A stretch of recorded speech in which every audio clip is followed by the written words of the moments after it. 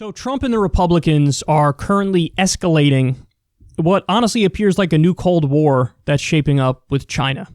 So this is certainly not positive. Jeff Stein says, breaking, U.S. officials crafting plans to punish or demand compensation from China over virus as Trump fumes in private over pandemic. Officials discussing stripping China of sovereign immunity so people can sue, or voiding U.S. debt obligations to China.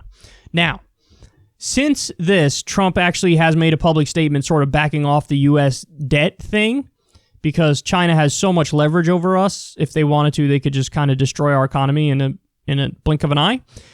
So he backed off of that, but there is still talk and action and proposed legislation on getting rid of what they're calling China's sovereign immunity so that people could sue. Now, what does that mean? Here's what that means. You could have people in the U.S. who got COVID-19 who are like, I demand compensation for this, and you would be allowed to sue China, the government of China, in the United States, in our domestic courts. It's a waste of time. It's totally ridiculous. It's totally symbolic. There's no there.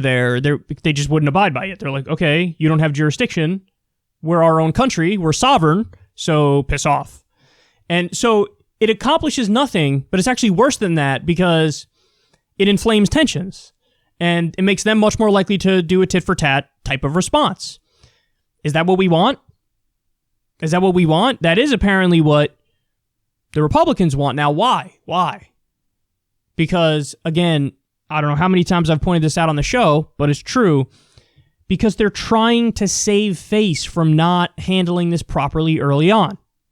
Now, if you want to say, hey man, this originated in China, China lied about it for an extended period of time before the truth came out, and so there's plenty of blame to be directed at them. I agree. They lied, they downplayed it, and all that stuff, for sure. So did the United States. We did as well. Trump was in rallies talking about it and downplaying it and giving press conferences and saying, it's 15 people, it'll soon be down to 0 in this country. And they just kept downplaying it and lying and downplaying it and lying, and then it spread. And then finally, eventually, when they had to take it more seriously, they started taking it more seriously. But for an election year, you want to be able, and this is what they're thinking. I don't know if they're saying it to themselves in private, but like, you need a scapegoat. You need a scapegoat. I can't take the blame for everything that happened here and how the coronavirus, now over 80,000 people died. Over like 1.2 million cases in the U.S. so far?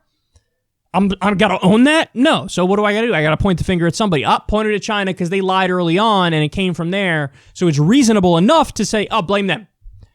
And so that's why they're doing it. But now you're playing with fire.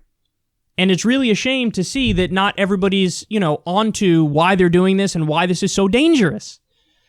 The willy-nilly pointing your finger at other countries and escalating with them. It's like, no, now we all have a common enemy. The common enemy is the virus. We're all against the virus. We're all trying to, succeed here. Yes, the Chinese government shouldn't have lied early on about it, but the U.S. government shouldn't have done it either. Let's stop pointing fingers. Let's be adults and let's do good public policy to fix this. And they're not, which is why they're just stuck on that phase 1 thing of, just blame them and talk about it nonstop. And even now legislation is propping up over it. But my favorite is from Representative Jim Banks. He tweeted the following: my statement on tonight's vote on the supplemental coronavirus relief package. And then he does an invoice for the United States of America billed to the People's Republic of China. And then he puts, the amount of money for the COVID bailout packages. And this was from a while ago. We've since had more packages. But invoice total, $2.81 trillion. So he's saying, I'm going to bill China for this money, and, they better pay up. And this stuff is having consequences, man.